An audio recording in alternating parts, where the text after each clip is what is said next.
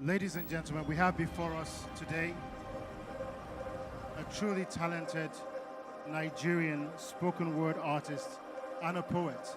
As I mentioned earlier, I believe that in our lifetime, she will emerge as Nigeria's Poet Laureate.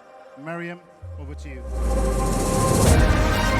It is an honor to be standing in front of greatness today and to speak about greatness. And today, greatness wears the face of a man. And the story of that man is one that was conceived in the waters of little beginnings. In a village so small it could fit into a heartbeat, a starry-eyed boy walked for miles and miles searching for a wellspring. This was the origin of a thirst no ordinary water could quench, the thirst for the death of poverty, the thirst for hope like raindrops, the thirst for peace like the soft breathing of sleeping children. In this poem, every man has a right to a dream. The boy's father, a modest farmer, envisioned a life for his son, far removed from the unrewarding toil of the earth. But the boy had his own dreams in the lines of his palm. That secret language of destiny only the courageous can speak. He embraced the land and its vast possibilities. Like a butterfly bursting out of its cocoon, his coat of colors never failed to dazzle. And like Joseph, the sun, the moon, the stars would bow to him. The thirst that brought him from that wellspring he never lost drove him to challenge himself, to take a sad song and make it better, to be like water, we no get enemy, we no get hands to hold grudges, pure and powerful, formless and fluid, vital and unconquerable, a first-class man with a first-class heart. Long before he graduated first class, it was plain that when his dreams too would fly, they would fly first class. Before he aced his masters, he was the master of his destiny. You see, once I asked a farmer if there was a special fertilizer to make a country grow. He said without blinking, hope. The four-letter words that cuts the common man's tongue, that breaks his strongest hoe and eats up the clouds in the sky. So to irrigate his thirsty soil, he must toil and toil until sweat pours from his body like rain. But what is drought if not the absence of things that water the spirit? And what is famine if not the crippling hunger for hope?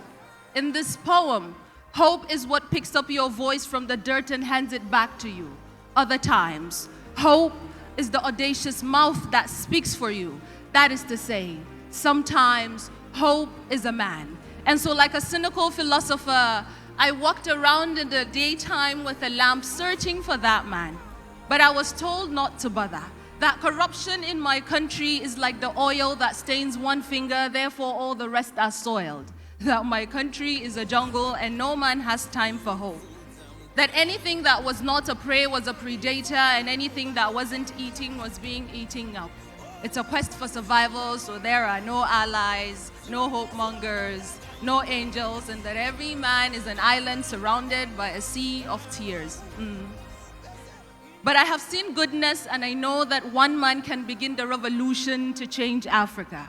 I have known kindness like the face of that man, emerging from the Ibadan rainstorms. The gallant seedling that survived the erosion that washes away the soul grew into a fruit-bearing tree, giving back to the world. Dr. Adeshina, Akinwunmi, like a true child of God, breathed life into a deteriorating scene, and no man who lacks courage can speak to the clouds. Dr. Adeshina, Akinwunmi, the one who raised his pen and struck a blow in the armor of poverty, and look, it bleeds. Answering the call yesterday to serve as the People's Minister of Agriculture, and today the President of the African Development Bank. Oh well, is it not true what they say about the scope of his wisdom, vast as the seven seas? Is it not true what they say about his integrity, solid as the rock of ages that cleft only for the weak and vulnerable to find protection? Oh, is it not true what they say about his hands? They carry freedom like gifts of gold, and there is a basket of harvest in every field he steps his feet. And under his wings, the four-letter words hope no longer cuts the common man's tongue. It rolls off like thunder and strikes the heart with joy. Oh, I will sing the name Akinwunmi, for who does not desire the courage of the man who dares to be different, who sits in halls of power and chooses to sing for those who have lost their voice. This truth my mouth will not forget. And when we remember the better angels of our civilization, we will remember you, Dr. Adeshina. In their thousands, farmers marched in your praise. You who carved opportunities for them out of giant stumbling blocks and knocked down the cankerworm structure of middlemen taking endless bites from their hope.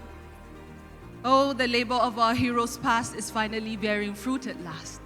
Is he not the man that Chief Obafemi Awolowo dreamt of when he spoke about finding the courage to look in the gloom and see radiance? Oh, is he not the man? Chief Obafemi Awolowo, eyes full of stars, dreamt of this sufficiency. And when we remember the better angels of our future, we will remember him. Chief Obafemi Awolowo poured his vision into radical policies that knocked down the barrier between the rich and the poor, the small and the mighty, and shattered the obscurity with light.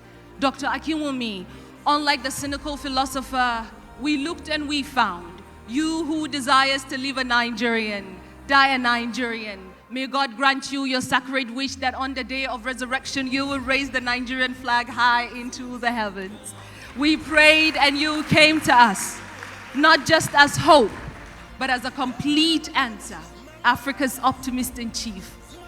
Congratulations.